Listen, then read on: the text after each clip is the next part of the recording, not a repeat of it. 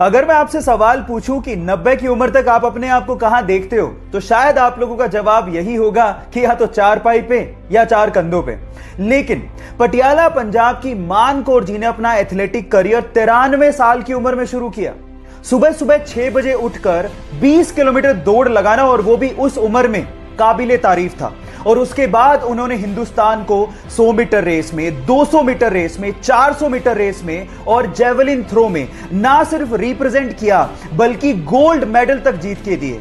और आज हम उन्हें चंडीगढ़ का चमत्कार भी कहते हैं। और आज वो फिट इंडिया कैंपेन से जुड़ी हुई भी हैं। अपने जज्बे से हिंदुस्तान का नाम रोशन करने वाली मान कौर जी को मैं सलाम करता हूं। आप लोगों ने सड़कों पर चलने वाली ई बाइक या फिर साइकिल तो देखी होगी, चलाया भी होगा, लेकिन क्या आप लोगों ने कभी ऐसी ई बाइक सुनी है या फिर देखी है जो कि पानी पर चलती हो? जैसा आपका भी रिएक्शन है वैसा मेरा भी था। लेकिन यह बात सच है, रशिया ने एक ऐसी ई बाइक बना ली है जो कि पानी पर चलती है। एक्चुअली वो कार्बन फाइबर से बनी है, इसलिए बहुत ज्यादा हल्की है और इसमें एक छोटा सा इंजन लगाया गया है जिससे पैडलिंग बहुत ज्यादा स्मूथ हो जाती है और उसके बाद आप इसे पानी में बहुत तेजी से चला सकते हो। और इसे हाइड्रोफोइल ई बाइक भी कहते हैं। आई एम तो सो एक्साइटेड, जिस दिन मुझे ई बाइक दिखी मैं उसे जरूर ट्राई करूंगा। लेकिन क्या आप लोगों को ये ई बाइक दिखेगी तो आप ट्राई करना पसंद करोगे? चैट सेक्शन में लिखना मत भूलिएगा। एक बार रतन टाटा अपने सहयोगियों के साथ जर्मनी के एक होटल में खाना खाने गए। उनके सहयोगियों ने वहां पर थोड़ा ज्यादा खाना ऑर्डर कर दिया था। खाना सबने खा लिया था, लेकिन फिर भी टेबल पे 1/3 खाना बचा रह गया। जब वो पेमेंट करके जाने लगे तो एक बूढ़ी औरत ने उनसे कहा कि हम आपसे बहुत नाराज हैं क्योंकि आपने खाना बर्बाद किया है। इस पर उनके सहयोगियों ने कहा कि हमने खाने का पूरा पेमेंट किया है, आप कौन होते हो कहने वाले। इस बात से गुस्सा होकर उसने एक जर्मनी के एक ऑफिसर को कॉल लगा दिया। वहां पर जब ऑफिसर आया और उसने जब पूरी बात सुनी तो उसने 50 यूरो का जुर्माना ठोकते हुए कहा कि खाना उतना ही ऑर्डर करो जितना खाया जाए। भले तुम्हारे पास पैसे हों, लेकिन ये संसाधन पूरे समाज के हैं। गाइस, आज भी हिंदुस्तान में हर दिन 40% खाना वेस्ट किया जाता है। और यह भी एक सच्चाई है कि हर दिन 19 करोड़ लोग बिना खाना खाए सोते हैं। इसीलिए खाने को बर्बाद मत करो, क्योंकि जो खाना बर्बाद कर रहे हो वो बहुत लोगों को नसीब तक नहीं होता। आज की सुपर फास्ट लाइफ में टाइम की बहुत कीमत है, लेकिन जब यही टाइम ट्रैफिक जैम में खराब होता है तो सच बता रहा हूं, बुरा भी बहुत लगता है। लेकिन अब इसी प्रॉब्लम से निजात दिलाने के लिए आगे एक नई टेक्नोलॉजी जिसका नाम है हाइपर लूप टेक्नोलॉजी, जिसमें हम लोग स्टील के वैक्यूम ट्यूब्स में कैप्सूल जैसे छोटे छोटे पोर्ट्स में 1200 किलोमीटर पर आवर की रफ्तार से एक जगह से दूसरी जगह ट्रैवल कर पाएंगे। यार, इमेजिन करते ही साईफाई मूवी जैसा फील आने लगता है, लेकिन ये सच भी है।